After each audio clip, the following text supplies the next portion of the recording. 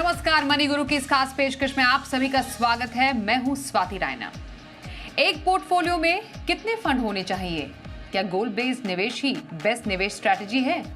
नया निवेश करने से पहले क्या रहे तैयारी? एनएफओ में निवेश करें या नहीं? ये कुछ ऐसे सवाल हैं जो निवेशकों के मन में हमेशा उठते रहते हैं और आज ऐसे ही कुछ सवालों के जवाब हम देंगे और इन सवालों के जवाब देंगे हमारे एक्सपर्ट्स। हमारे साथ है इस वक्त Pankaj Matwal, MD optima money, और प्रवीण बाजपेयी, फाउंडर फिनफिक्स। स्वागत करेंगे एक्सपर्ट्स का हमारे साथ आज के इस खास कार्यक्रम में शामिल होने के लिए। समझेंगे आखिरकार ये जो फ्रीक्वेंटली आस्क्ड क्वेश्चंस हैं वो परफेक्ट पोर्टफोलियो की प्लानिंग में कैसे मददगार साबित हो सकते हैं।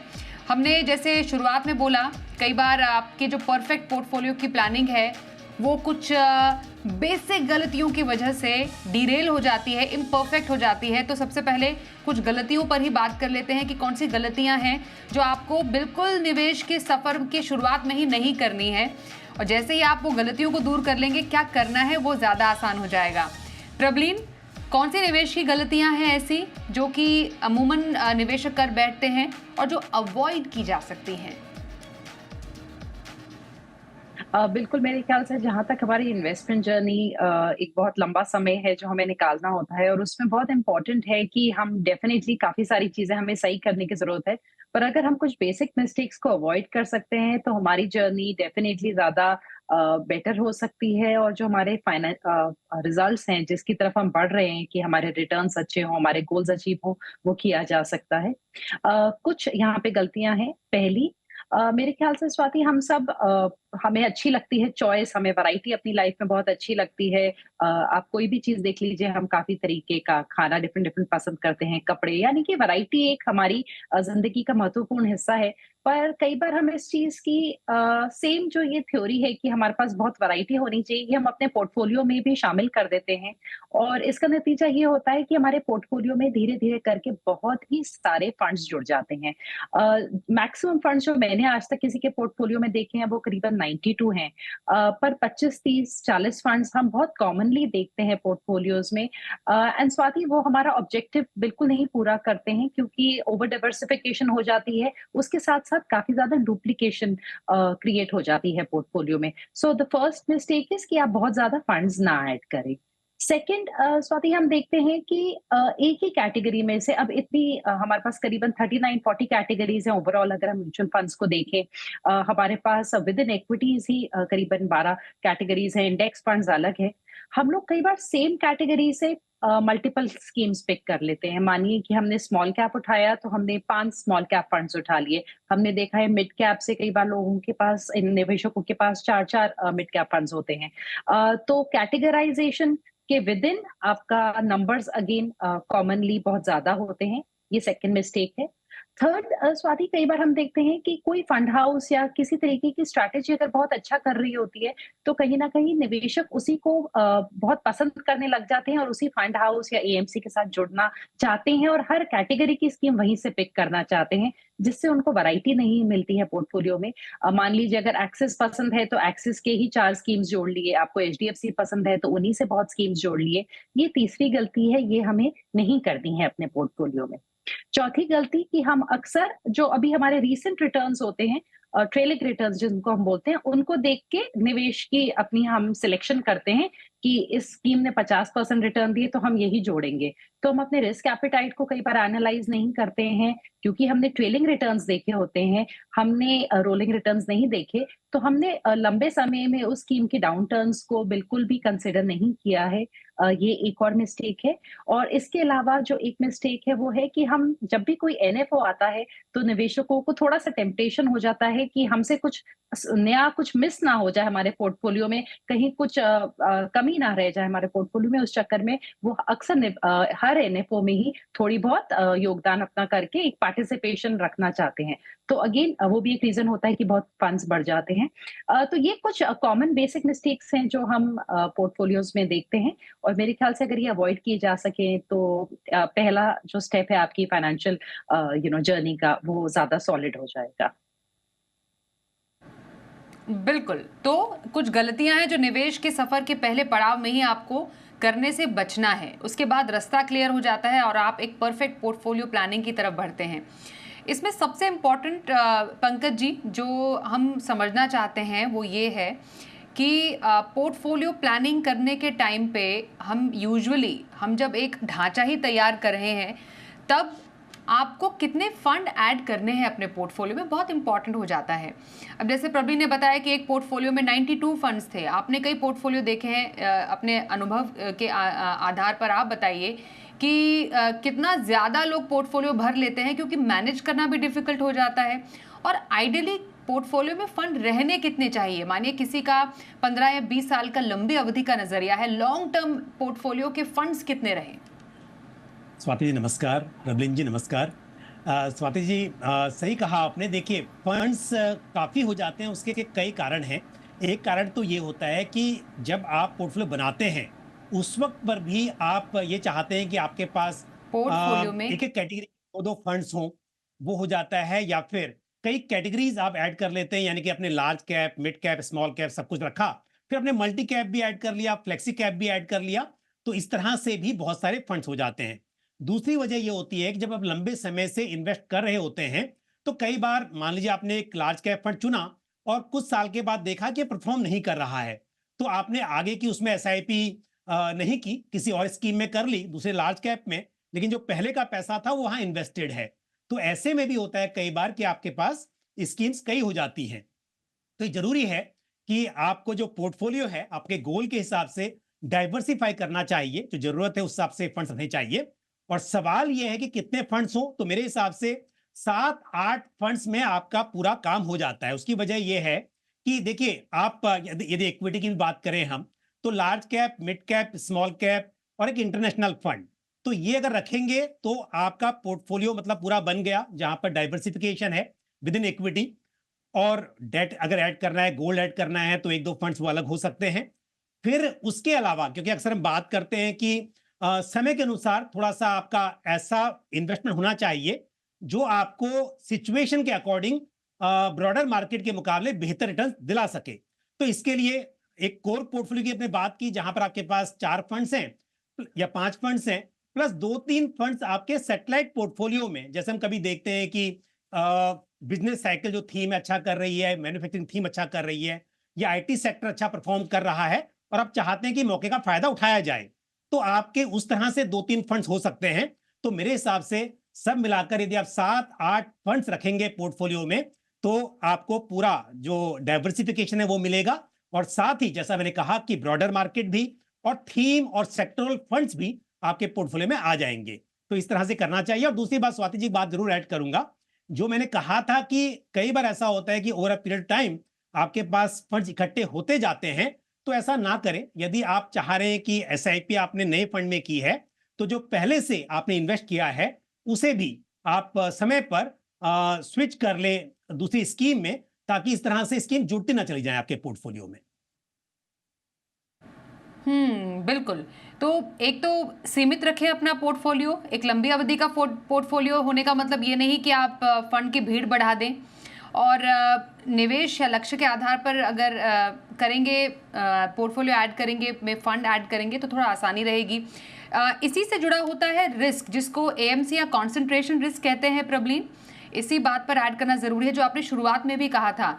जब कई बार जो निवेशक होते हैं एक ही एएमसी के बहुत सारे फंड ऐड कर लेते हैं, जिसका आपने जिक्र भी किया, लेकिन अगर मानिए किसी एक एएमसी के फंड ऐड भी करने हैं और अलग अलग कैटेगरी के फंड भी ऐड करने हैं, तो वो तरीका क्या हो सकता है? क्या मोर देन वन फंड एक एएमसी का रहना सही रहता है? क्या उसका एक पर्टिकुलर नंबर है जिसको ध्यान में रख के किया जा सकता है? क्योंकि कई एएमसीज ऐसे हो सकते हैं जिनका हो सकता है लार्ज कैप या फिर फॉर एग्जांपल एक फ्लेक्सी कैप फंड, दोनों बहुत अच्छा परफॉर्म कर रहे हैं।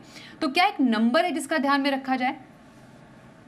स्वाति, इनका इस चीज का कोई ऐसा कोई स्पेसिफिक नंबर तो नहीं है कि आप एक एएमसी से कितने फंड्स उठाएं, पर हम ये चाहते हैं कि जब हम अपने पोर्टफोलियो का कंस्ट्रक्ट कर रहे हैं तो वहां पे हमारे पास एक वेरिएशन होनी चाहिए in terms of the management style. यानी कि कोई भी एएमसी जब अपना पैसा निवेशकों का मैनेज करती है तो उनका एक अपना तरीका होता है कि वो ग्रोथ स्टाइल को फॉलो करते हैं, उनकी स्टॉक सिलेक्शन का क्या प्रोसेस है, उनके फंड मैनेजर्स कैसे अपनी जो स्टॉक्स हैं उनको फिल्टर करते हैं और पोर्टफोलियोज में ऐड करते हैं। और इसी कारण से हम सजेस्ट करते हैं कि आप एक एएमसी के बहुत ज्यादा ना उठाएं। बट अगर किसी निवेशक आपको लगता है कि कोई एएमसी अच्छी है, और हम भी अपने क्लाइंट के पोर्टफोलियोज में डेफिनेटली एक एएमसी से एक से अधिक फंड्स उठा लेते हैं, तो मेरे ख्याल से ये जरूरी है कि आप वहां पे दो कॉम्बिनेशंस में उठा सकते हैं। कई बार आप एक फंड इक्विटी से उठा सकते हैं, तो अगर वो फंड हाउस डेट में भी अच्छा है तो आपका दूसरा फंड डेट से हो सकता है, तो जरूरी नहीं है कि आपका सेम एसेट क्लास में हो। अगर with in the same asset class है, तो ये हो सकता है कि आपने मान लीजिए मिड कैप में एक एक्टिव फंड उठा रखा है उनका, और आपने लार्ज कैप में उनका पैसिव फंड उठाया हुआ है। जब हम पैसिव फंड्स की बात करते हैं स्वाति, तब बहुत ज्यादा फर्क नहीं पड़ता है कि कौन सी एएमसी है, अदर देन कि हमें ट्रैकिंग डिफरेंस पे नजर रखनी होती है जब हम उसका चुनाव करते हैं। बट वहां पे क्योंकि फंड मैनेजमेंट स्टाइल का उतना इम्पैक्ट नहीं है उस एएमसी का, यानी कि हम एक पैसिव फंड उस डेफिनेटली फंड हाउस से उठा सकते हैं जहां से हमारा एक्टिव फंड है। और अगर हमारे पास दो एक्टिव फंड्स का हम देख रहे हैं कि कैसे हम एलोकेशन कर रहे हैं with in the same fund house, तो मेरे ख्याल से डेफिनेटली कम से कम आपके फंड मैनेजर्स अलग हों। आप ओवरलैप चेक कर लीजिए। अगर एक फ्लेक्सी कैप और लार्ज कैप को देखेंगे तो डेफिनेटली उनका जो लार्ज कैप्स का पोर्टफोलियो होगा with in the flexi cap also, जो प्राइमरीली लार्ज कैप ओरिएंटेड है, काफी ज्यादा कॉमन होगा, बिकॉज जो फिल्टरिंग का मैकेनिज्म है सेम होगा। तो अगर आप कर भी रहे हैं तो एटलीस्ट वो डिफरेंट मार्केट कैप में हो, यानी कि अगर आपने एक लार्ज कैप उठाया है तो मे बी अगर उनकी एक्सपर्टीज है स्मॉल कैप में तो आप स्मॉल कैप से उठा सकते हैं। So but I think more than two funds तभी होना चाहिए अगर आपने उनका गोल्ड उठाया है, अगर आपने डेट से उठाया है, या आपने इंटरनेशनल इन्वेस्टिंग की वजह से उठाया है, तो जितनी आप वेरिएशन देख सकते हैं फिर कोई प्रॉब्लम नहीं है। But with in the same style, जैसे अगर हम इक्विटीज में एक्टिव फंड्स की बात करें, वहां पे आप उसको कंटेन कर सकते हैं एक या दो फंड्स तक। ओके, तो अलग अलग लेवल पर डाइवर्सिफिकेशन डेफिनेटली हो सकता है। एक ही एएमसी का अलग मार्केट कैप या अलग एसेट क्लास आप ले सकते हैं। बेसिकली एसेट क्लास डिफरेंट हो जाएगा तो एक कंसंट्रेशन रिस्क होने से थोड़ा सा आप बच सकते हैं। ये काफ़ी इंपॉर्टेंट पॉइंट है। पर पोर्टफोलियो प्लानिंग करने से पहले किन बातों का ध्यान रखने की ज़रूरत है पंकज जी? हमने फंड्स की बात की, एएमसी रिस्क की बात की, कंसंट्रेशन रिस्क की बात की। कुछ और भी पैरामीटर्स होते हैं जब एक नया पोर्टफोलियो एक निवेशक बना रहा है जिसको जॉट डाउन करना चाहिए कि ये 5 या 10 बातें हैं जिसको ध्यान में रखकर मैं एक पोर्टफोलियो प्लान करूं अपना? बिल्कुल स्वाति जी, देखिए हर इन्वेस्टर की जरूरत अलग होती है और इसलिए जो पोर्टफोलियो डिजाइन करना है उसमें कुछ बातें जरूर ध्यान रखनी चाहिए। एक तो ये है जो जो बड़े ही इंपॉर्टेंट फैक्टर्स हैं, वो ये है कि आपका ऑब्जेक्टिव ऑफ इन्वेस्टमेंट क्या है, आप किस लिए इन्वेस्ट करना चाहते हैं। क्योंकि यदि आपको बच्चों के फ्यूचर में एजुकेशन के लिए इन्वेस्ट करना है तो एक अलग तरह का गोल है, और आपको घूमने जाना है तो ये अलग गोल होगा। तो ये बहुत इंपॉर्टेंट हो जाता है ये तय करने के लिए कि किस तरह के एसेट क्लास में और विद इन इक्विटी भी आप कितना रिस्क ले सकते हैं। दूसरी बात यह है कि हर इन्वेस्टर का जो रिस्क एपेटाइट होता है वो अलग होता है, तो इस बात को भी ध्यान में रखना चाहिए। और उसके अलावा जो तीसरी बड़ी इंपॉर्टेंट चीज है वो है इन्वेस्टमेंट होराइजन। आप कितने लंबे समय के लिए निवेश करना चाहते हैं, उसके आधार पर भी आप पोर्टफोलियो में जो अलग अलग एसेट क्लासेस हैं, अलग अलग तरह के प्रोडक्ट्स हैं, उनको इंक्लूड करेंगे। तो ये तीन तो बहुत ही इंपॉर्टेंट फैक्टर्स हैं जिनका आपको ध्यान रखना चाहिए। उसके अलावा इंपॉर्टेंट होता है कि आप हमेशा गोल तय करें, क्योंकि अगर गोल अपना सेट करेंगे तो तभी आपको मालूम चलेगा कि आपके पास समय कितना है उस गोल के लिए। जो मैंने जिक्र किया कि इन्वेस्टमेंट होराइजन तय होना चाहिए, तो जब गोल तय करेंगे तभी ये हो पाएगा कि किस तरह की स्कीम्स, किस तरह के एसेट क्लासेस आपके लिए सुटेबल हो सकते हैं।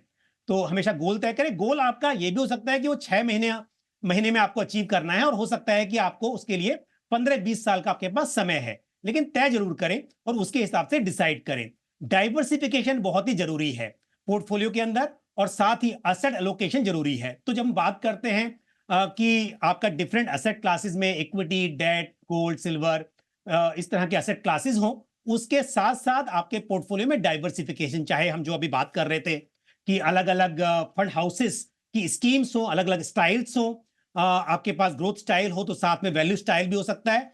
और स्वाति एक बात मैं और ऐड करूंगा यहाँ पर, देखिए हम जब बात करते हैं, कई बार इन्वेस्टर्स कहते हैं कि मैं बैलेंस एडवांटेज फंड में इन्वेस्ट करना चाह रहा हूं, बट आप देखेंगे कि आईसीआईसीआई प्रूडेंशियल का बैलेंस एडवांटेज फंड और क्वांट का बैलेंस एडवांटेज फंड दोनों बहुत ही अलग हैं। तो ऐसा नहीं होता है। हम अगर किसी और कैटेगरी की बात कर लें, हम यदि हम स्मॉल कैप की बात करें, तो जहां Nippon India small cap fund एक अराउंड 200 स्टॉक्स हैं पोर्टफोलियो में, वेल डाइवर्सिफाइड है, वहीं आप देखेंगे कि क्वांट स्मॉल कैप फंड बहुत ही फोकस अप्रोच वाला फंड है। तो इसके लिए आप कैटेगरी में विद इन कैटेगरी भी डाइवर्सिफिकेशन रखें पोर्टफोलियो में, ये भी बहुत जरूरी हो जाता है। तो इन बातों के आधार पर आप अपना पोर्टफोलियो डिजाइन करें ताकि आपके रिटर्न्स के साथ साथ रिस्क भी मैनेज हो सके, और हमेशा ये नहीं कि आपने सिर्फ पास्ट परफॉर्मेंस देखी उसके हिसाब से डिसाइड किया। आपको अपने रिस्क और रिटर्न्स के हिसाब से डिसाइड करना चाहिए। बिल्कुल, तो पोर्टफोलियो प्लानिंग के समय क्या रखें ध्यान, इस पर की हमने खास चर्चा। एक ब्रेक के लिए भी रुकेंगे, ब्रेक के बाद एनएफओस पर भी चर्चा करना जरूरी है कि पोर्टफोलियो में एनएफओ आप कब ऐड करें, क्यों करें, क्या करें या नहीं करें। इस पर बातचीत थोड़ी देर में, बने रहिए हमारे साथ।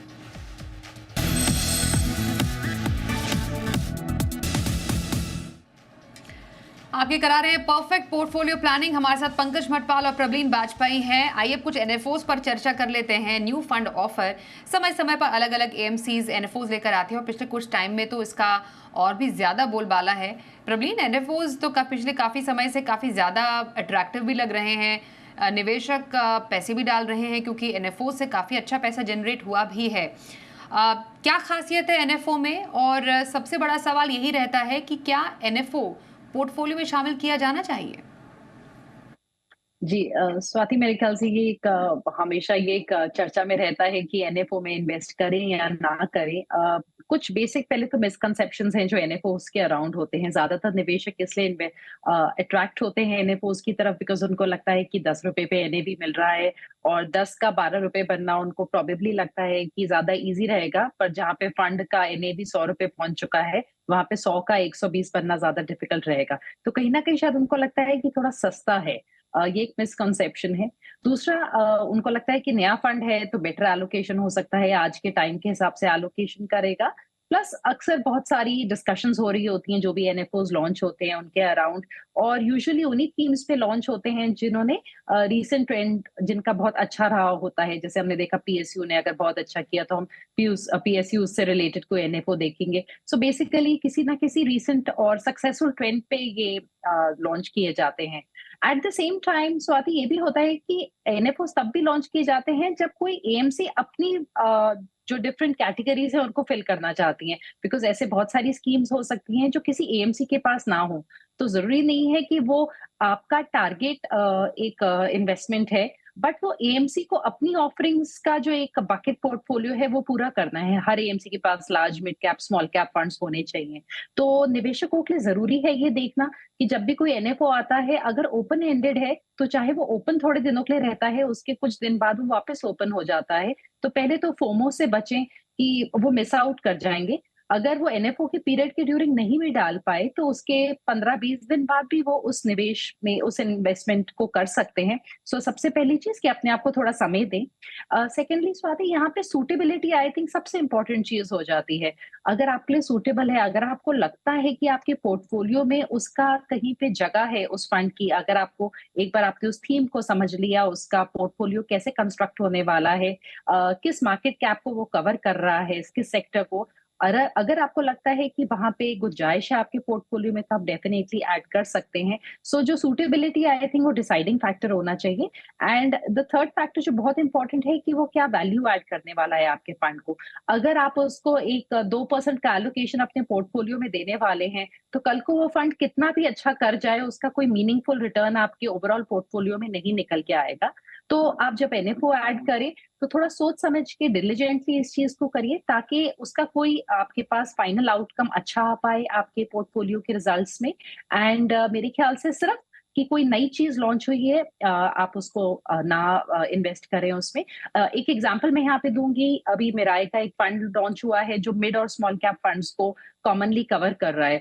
तो स्वाति, जैसे ये एक फंड है, ये अब तक हमने इस कैटेगरी को मार्केट में नहीं देखा है। जब एडेलवाइस लेके आया था लार्ज एंड मिड कैप का पैसिव फंड, तब वो एक नई चीज थी।